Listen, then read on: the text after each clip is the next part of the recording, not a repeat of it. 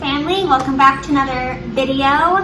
The last video we posted, we were talking about how we were going to go to Colombia for 2 weeks, and now we are back from being in Colombia, so let's talk about it. So our goal going to Colombia was to meet with some partners that Cal has been partnered with in the past, and to kind of scope out the land for where we would like to do ministry. Ideally, we were looking to look at places to church plant and to see if there was churches we could partner with. And so we were basically just scoping out the land and seeing what the Lord was leading us to. Yeah, so coming back from Colombia, it was just a really encouraging trip. I feel like Courtney and I are both unified in what we feel God calling us to and where we could see ourselves. So the main things that we accomplished in this trip is just, one, getting a better understanding of the context surrounding the communities where we want to church plant. And so I just feel like we have a better idea of just a strategic location of where we'll live and kind of make our home base, and from there go out and church plant in different communities. It was fun for me to go to Colombia, especially because I'd never been to Medellin before. And so Cal had all these things from the Lord he felt prompted in this place.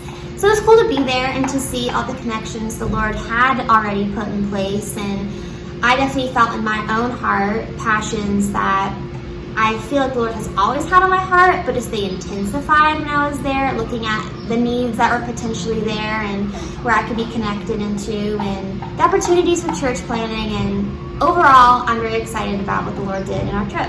Yeah, one thing that was cool for me is I feel like it was almost kind of an experience maybe similar to what Paul had as he wrote his letters in the New Testament. Just going back, it's been, I don't know, 5.5, 6 years since I was last in Colombia.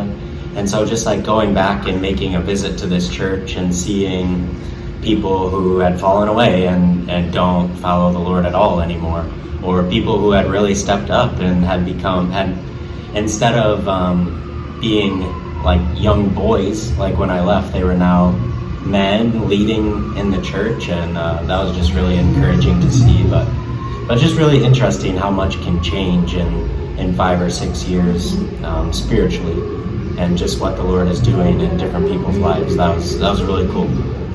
So if anyone follows me on Facebook or Instagram, you would have come across a post where I talked about how in Colombia during our trip, the Lord gave me a lot of peace and hope.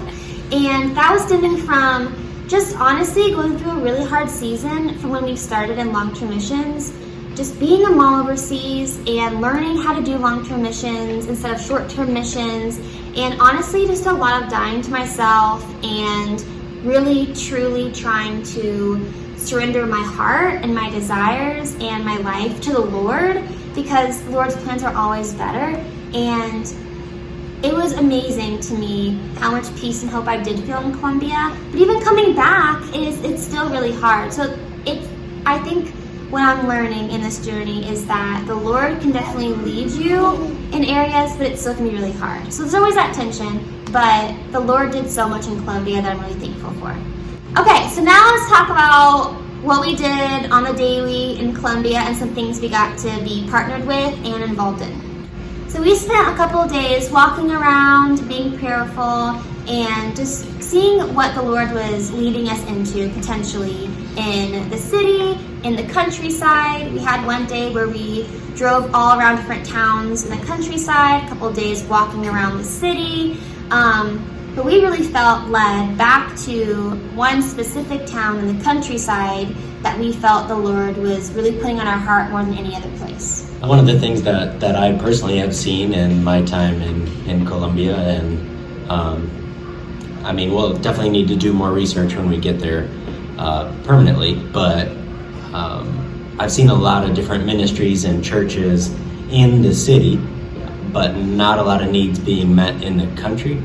And so that's definitely my heart, and in Courtney's as well, is just to meet needs and plant churches in the countryside and give everyone an opportunity to have a chance to hear and respond to the gospel message, and not just those who live in an urban area or are easier to get to, which is part of the reason that we're here in the Dominican, because their model for reaching the lost, especially in rural communities and in unreached communities, is definitely something that we are learning from and continue to learn from and want to take to Colombia. One fun thing we got to be involved in while we were in Colombia that we were not expecting at all was to actually lead a youth event. So the church that Cal has connections to prior invited us to speak and lead this youth night. So we shared our testimonies. Cal was able to share about the gospel, and then we played like a little game, and it was a really fun time of fellowship.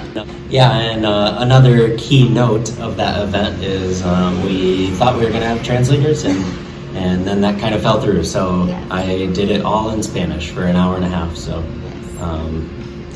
it was fun. It was a challenge, but it was good. The whole 2 weeks, I feel like we were very much challenged in Spanish. For me, a lot was just trying to understand Spanish, but Cal definitely got a lot of speaking practice. Yeah, for me, I was super encouraged, just one, how much better I could communicate with the pastor and his wife and just people at the church and actually have real conversations. And it just motivated me as well, just to improve that much more so that I can have deep conversations and super authentic and gospel-centered conversations. So what's next? What's next for us is we're going to continue diving into Spanish. I actually have some classes scheduled for the next couple months that I'm really excited about, and hopefully will boost my Spanish. And Cal is doing his own Spanish learning as well in practice. And we're also just going to continue diving into learning more of the church planning model and applying that here.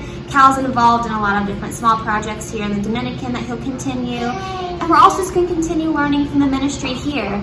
Miguel and Kristen and their family, Connie and Aram and their family, and everyone else that we're involved in here on a daily and weekly basis. And just continue learning as much as we can while we're here so we can take it to Colombia. So we'll close with just some prayer requests. Definitely, like Courtney mentioned, she's starting a new Spanish program. And so just prayers that goes well and that it's really effective. And after the 2-month program, Courtney just has a lot more tools she needs to communicate. Lillabee's giving kisses, I guess. I don't know what she's doing. Just prayers for Lillabee, that she'd continue to grow and develop, especially with her eyes and lazy eyes and stuff. And then I just say prayers that God continues to give us hope and vision for Colombia, and just kind of gives us more direction and continues to help us to be unified in what we're going to do, even while we're here. And then finally, just that we finish out our time in the Dominican strong. We'll probably be here for at least another 6 to 9 months, if I had to guess. And so just prayers that we can impact the ministry here in whatever way that God would have us, and that we can just finish out our time strong here and be focused on relationships here, rather than just having all of our attention on Colombia. So to close the video, just feeling very grateful to the Lord that He gave Courtney and I more focus in Colombia, just a more specific vision, and just unity on where we want to live, where we want to minister, where we could see ourselves raising a family. So just thanks to God for that. Thanks for watching, and tune back in next time.